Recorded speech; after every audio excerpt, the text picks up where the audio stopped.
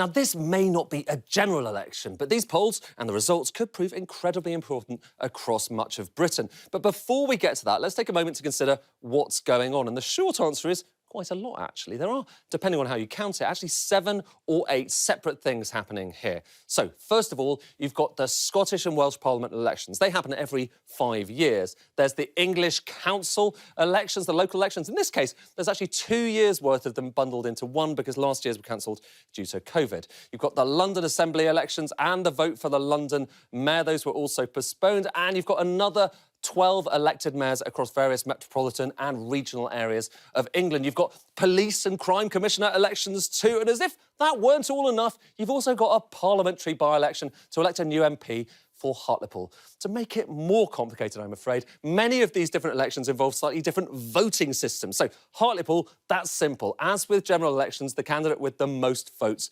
wins. But the Scottish and Welsh elections, they involve something called the additional member system. You vote once for a candidate in your local constituency and a second time for a party. Those second votes go towards a regional list of members of these parliaments. It's a form of proportional representation, the idea being to ensure that smaller parties get represented in the parliaments, and it makes getting a majority very difficult indeed, though not impossible. The additional member system, that's also used for the London Assembly election, but not for the London Mayor. That election uses a different voting system, the supplementary vote, where you choose a first and a second choice candidate. It's not proportional, it's not proportional representation, but it's designed to find a candidate who most people either want or kind of want.